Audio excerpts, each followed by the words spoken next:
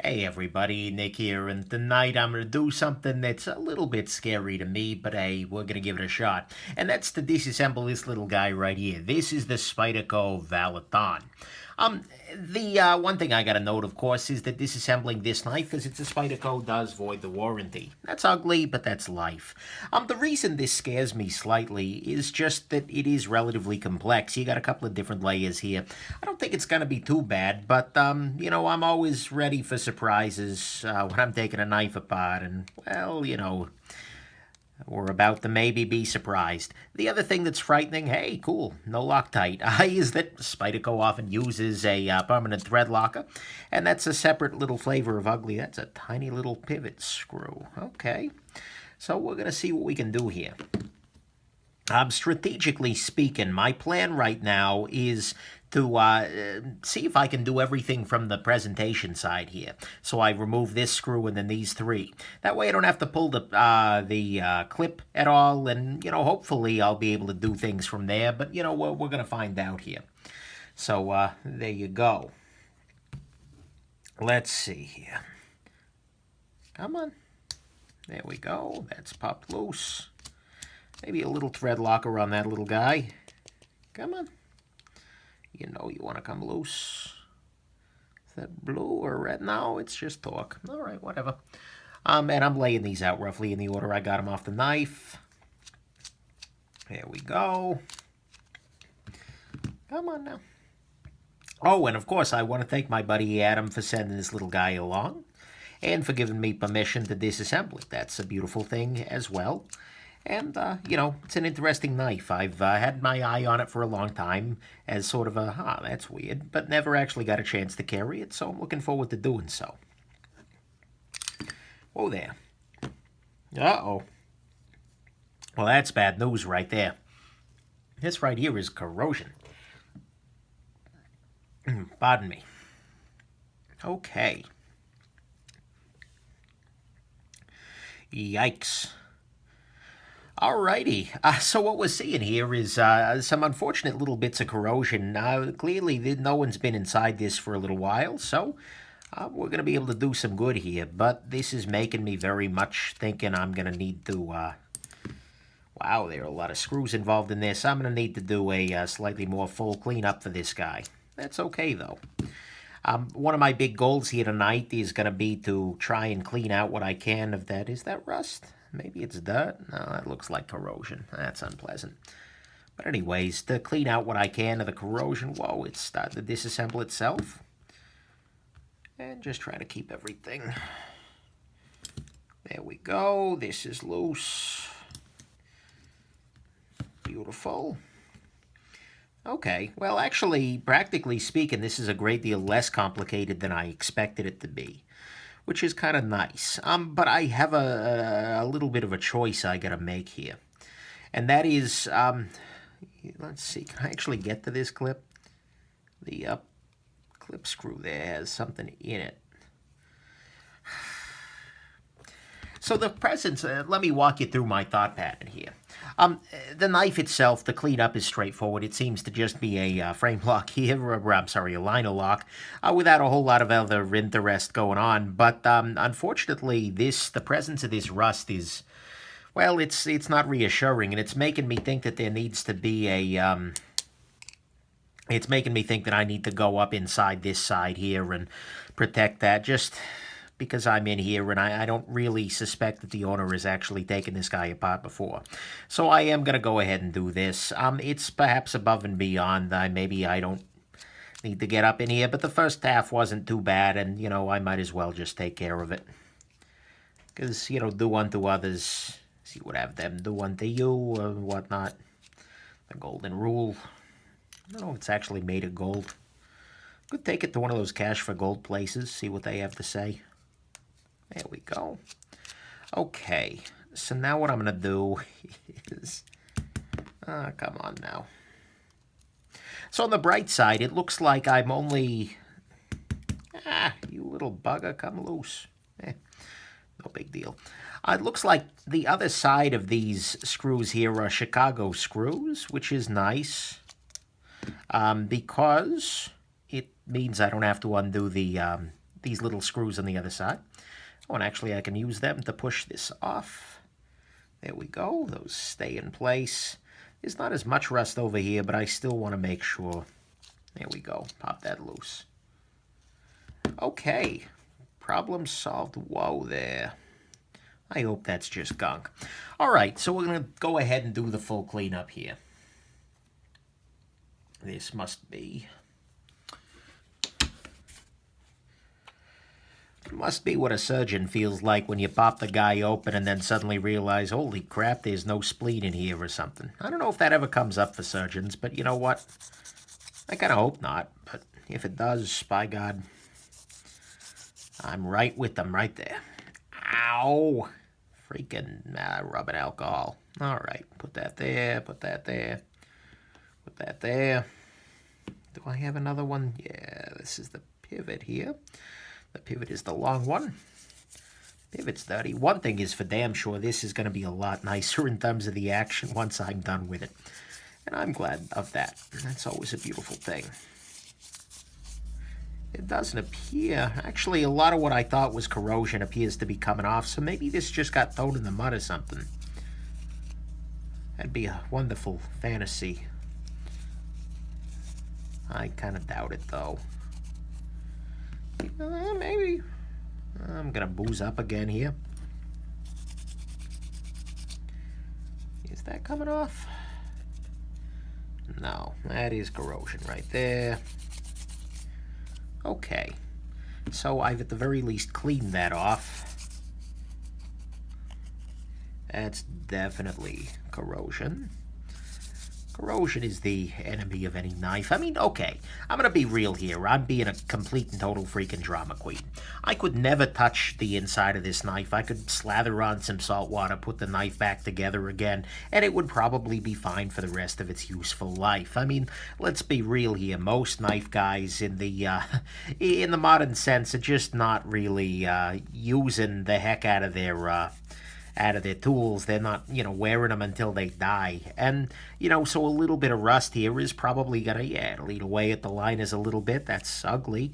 But it's not going to destroy everything in the dramatic sense that I'm kind of feeling and talking here. So, keep that in mind. This is just one jackass who's a little bit crazy. But still, there you go. Interesting. I didn't even stop to think that this spot is drilled for both carry options, which is kind of nice. Okay, this is clean. Last thing I want to clean up here is, got those two done. Clean off this, looks to be G10 here. Why not, right? Switch to a new patch. I'm thinking increasingly about the absurdity of a surgeon opening up a patient and not knowing that there's a lack of spleen involved. I imagine they do x-rays and whatnot to confirm the splenitude of the patient ahead of time. Maybe not. I'm not that kind of doctor, so we'll see. But there you go. That's very relevant to what I'm discussing here, of course, for a knife disassembly. So, you're very welcome for that. As I drop my freaking alcohol swab. Grind on this knife is interesting. This blade is so freaking thick. I just don't even get it. But that's okay. No one's paying me to get it. Actually, I suppose the Patreon patrons are paying me to get it. But that's beside the point. Okay, so now what I'm going to do is... I'm going to find some sandpaper. Come here.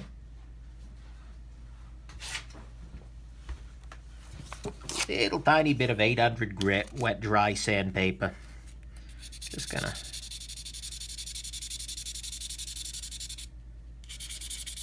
see if I can't sand off a little of this corrosion.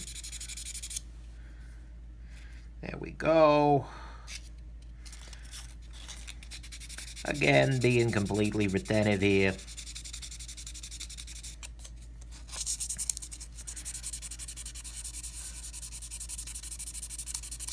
But just want to do right by my viewer and remove possibility of additional corrosion coming about. I mean, it'll come about, certainly, but at least trying to lessen it a little bit, you know. There we go. Well, I gotta say, this knife isn't actually all that scary to take apart. It's complex in that there were a lot of screws, but they're not really arrayed in a way that's different or interesting. It's just a frame lock, or I'm sorry, a liner lock. But that's really about it. Come on now. I'm trying to remember if I know where this guy lives offhand. If it's a particularly humid part of the country. I don't have a recollection. Alrighty. That's removed. I'm trying to... That may just be dirty. Okay, anything else? I'm going to be very careful. I don't want to sand the tent ball or anything like that. And actually, one thing to highlight here, I'm just noticing it. Let's see if I can get it on camera. You can kind of see that there's a portion of the tent ball that's flattened out slightly on the top there. That's a part of, it's one of the reasons why some people are using ceramic to tent balls these days. Just so that cannot happen, quite literally, but, you know, and it's not a bad thing. I'm not sitting here going, oh my God. But it is an interesting thing that you'll occasionally notice. A tiny bit up here, just clean that off a little. Alrighty. I'm going to go ahead and wipe things down one more time with a fresh patch just to remove any of the residue. And then what I'm going to do is apply a pretty heavy helping of frog lube to the inside of this guy. That is the part of the liners that's up against the G10 here. My goal, again, is just to try and prevent any further corrosion after removing that which I did find. But again, at some level, this speaks to the robustness of these knives. That, you know, completely uncared for. Well, not uncared for. I don't mean it sound like there's neglect here. But, you know, that they even without the kinds of retentive maintenance I do, they get along just fine. Then I should clean these washers, too, while I'm at it. Yeah, that needs some loving. A little dirty. It's okay. But yeah, I suspect this guy's going to be a lot smoother because it was basically dry by the time it got to me in terms of lubrication. And, you know, phosphor bronze knives can run dry. Well, so can bearings, for that matter, or Teflon. But it usually is a little nicer if they're not running dry. Alrighty, so what's the best way to rebuild this guy gonna be? Probably gonna start off with yeah, that is exactly what I'm gonna do. So I'm gonna start off doing some frog lubrication. I've just got some frog lube paste here going on. I'm using the paste because it tends to stick around a little longer and I can put it on a little bit thicker. Not a super big deal here, but you know, it's a good idea, at the very least, to have some of that around. You can use a rust protectant of your choice. There are some other good options in the rust protecting world, but frog lube is generally my choice because it's the least noxious of them. Get the back of the lock bar here. There we go. And just give it a real generous helping here. Then I'll just go to the other side here, and I'm putting a little less generous helping on this side. And I'm just going to go around the perimeter here, although the perimeter is not a part that I'm as concerned about necessarily. You can see the amount of skeletonization, by the way, well, at least drillification, it's not a technical term, of course, that goes on here to keep the weight down a little bit. And so I respect that very much. This is in many ways an intelligently designed knife. Even if I don't agree with certain aspects of the design, namely the fact that it's thicker than a concrete milkshake, but you know, I still think there's a lot to be said for it. So there you go. Okay. I'm going to go ahead and just lube using the lube on my fingers, the frog lube that is, these little pins here. Frog lube is not a stellar lubrication in the classical sense, but it does a freaking okay for little things like this. There should be one more of these guys. And this has the dual benefit of it provides a little loop to get these guys through there, as well as providing a little bit of rust protection for the hardware. Okay, beautiful. So that's on there. That's nice. Next step is probably just going to be to go ahead and put these chunks on here. So I'll go ahead and tighten this down. Beautiful. And this knife was not assembled with Loctite originally, which is good to know. The reason I say that is because there's no sense in putting it on there. And also, I'm going to be real here. These little T6 screws freak me out a little bit when it comes to Loctite, and just kind of in general. I don't tend to like the little tiny T6s just because I don't necessarily trust them. And so, you know, I'm going to go ahead and not do the Loctite on that. Especially, you know, these screws are very, they're protected by being kept in with the G10. So, yeah. So I don't feel like I need to be putting extra Loctite on there. Let's see here. That's in there. All right. So everything appears to be in alignment, which is good. I'll wipe the outside down here afterwards, but at the very least the backside is nicely coated and lubricated with your frog lubrication, so that's good. I'll also go ahead and throw the clip on here just because I'm already doing this. And for the clip screws,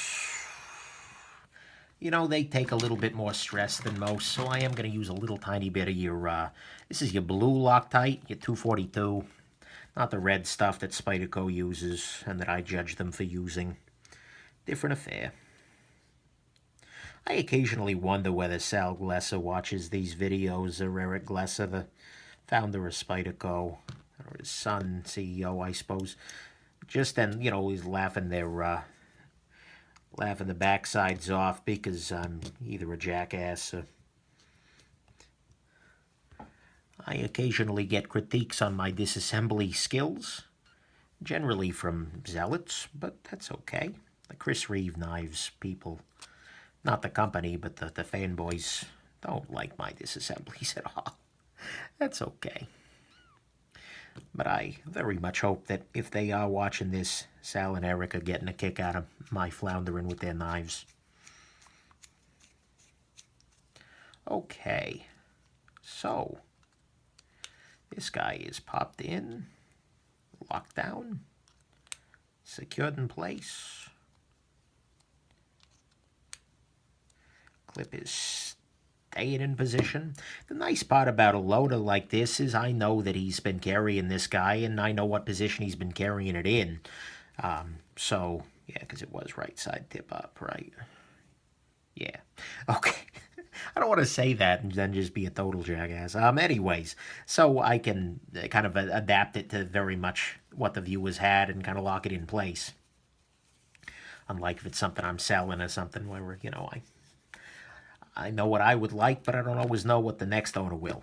So, I'm moving along here. This right here is your pivot screw. Not your pivot screw, this is your pivot. Go ahead and apply. So I'm using 10-weight nano oil here. This knife could actually, there's an argument to be made for using a thicker grade or an oil, a grease, that is, with this knife. I don't necessarily know that that's the best approach. There we go. That's popped through now. Interestingly, this pivot then provides a second point of engagement for this, to keep this to keep this chunk in place aside from this and the line here. So there you go.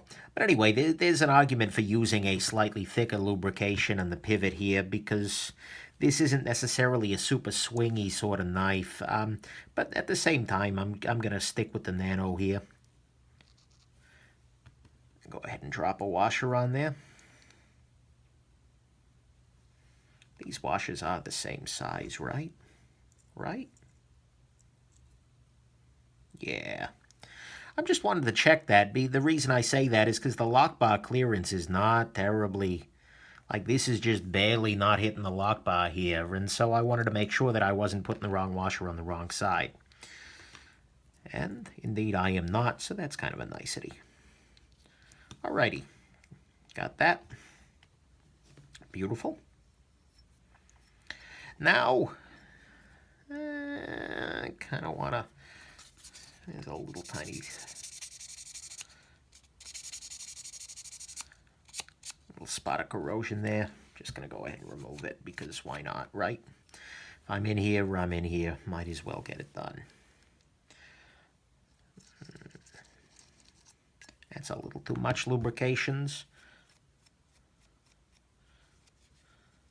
in an area I don't need it, but there we go. Now we're good to go. Unfortunately, this nano oil dispenser has a habit of drooling. And drooling is never an attractive look, but I don't know. Especially not for oil dispensers. The hell am I even talking about? Alrighty, so there's that. Next thing is going to be the... oh, because that's right. This has the... So this is kind of interesting and different among Spydercos in that it has a... instead of using a stop pin when it opens, this guy uses the...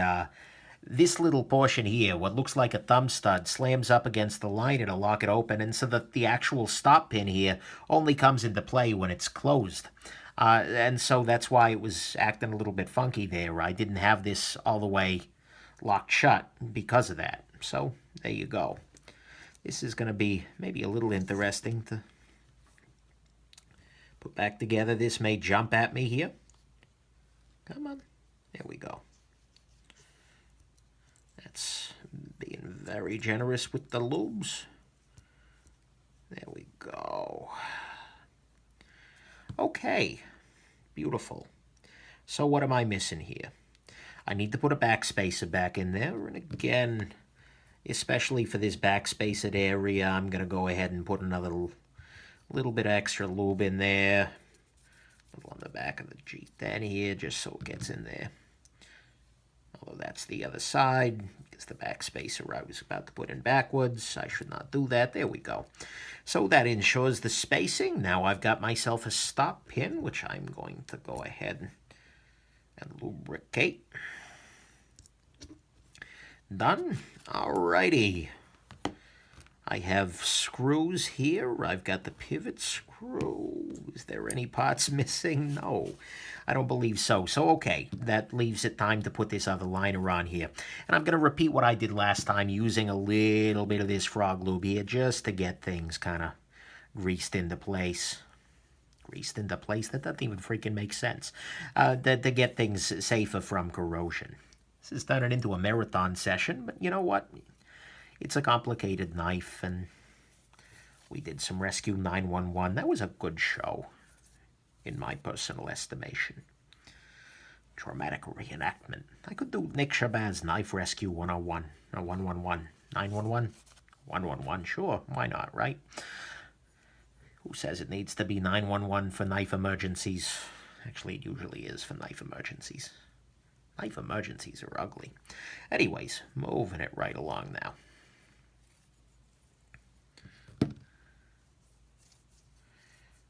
Nick, my frame lock is moved all the way to the other side of the frame. Stay calm, ma'am. We'll be with you in a second. Don't hang up the phone. Alrighty, is there a knife maker with you there? Okay, so in order to seat that down, sorry guys, I'm crazy. In order to seat that down, I just needed to make sure that I pushed a little bit down on the lock bar, and that let the rest of everything slot into place. Right now, these screws are running a little bit low, and that's because there's no tension on them. So I think they're pushed back up against that other G10 liner there. Whatever. Plenty of frog lube back here, so this should stay solid for a little while. I'm going to go ahead and...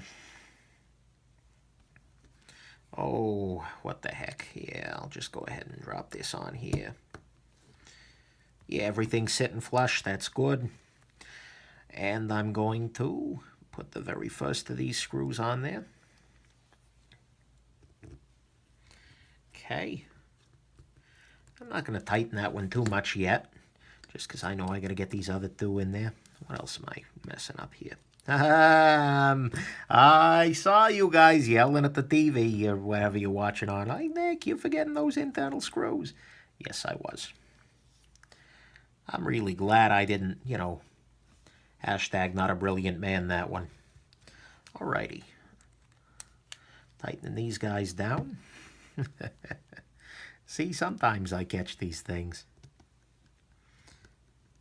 These multi-layer knives, I don't want to really penalize too much for them because it's a nice way to do things, and this one is done well.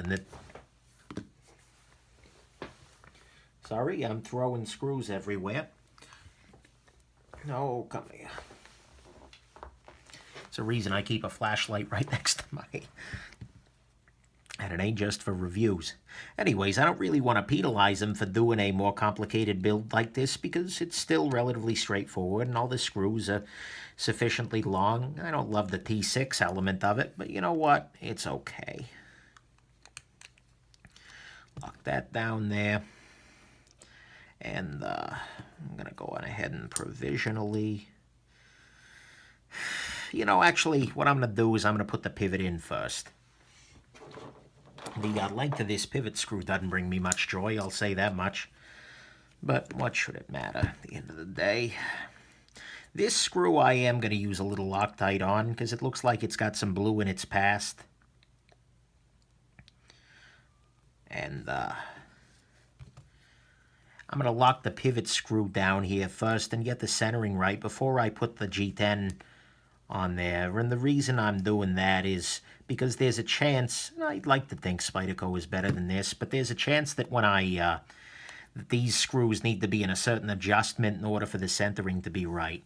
So right now it's way too tight in a variety of ways, so I can relax that a little bit. Pops out. A little bit of blade play, so I'm going to tighten that back up a little bit here.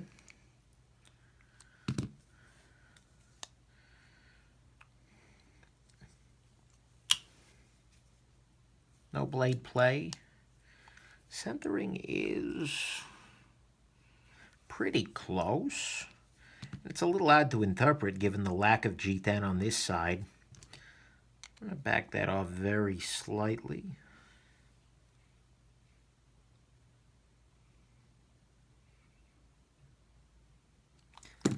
Okay, check again for the play. There we go. Yeah, that'll do. Now I can lock these guys down. I think they're pretty much good to go. But like I said, I just wanted to make sure that before I use these very small screws here and put up a little more stress on them, that everything was good to go to kind of button back up, because this top layer of G10 is entirely cosmetic. There we go. So those guys are in place. Now I drop this final layer on here. Everything goes back together again, just as a man would dream. There we go. And there we go. And centering is good. Comes flying open. Here, I'll spread the remainder of the frog lube on my fingers onto the blade here. And we have disassembled and maintained the Spyderco Valloton. You can see here everything is still nice and tight together. Oh man, I gotta say that was actually that was pretty satisfying. Like, it wasn't the world's best disassembly. I mean, certainly my skill level, but I mean, even just wasn't that easy. It wasn't, but by God, it worked out fine. And the complexity to it was not so overwhelming. I enjoyed it. I hope you guys did too. So there you go. That's your Valloton. Now to throw this guy in the pocket, carry it for a few days, maybe a little more, who knows. Still trying to get a sense of how much of a problem this blade is, being so damn thick. But for the most part, hopefully you found it interesting here, and, well, that you have yourselves an absolutely wonderful rest of your day. Bye now.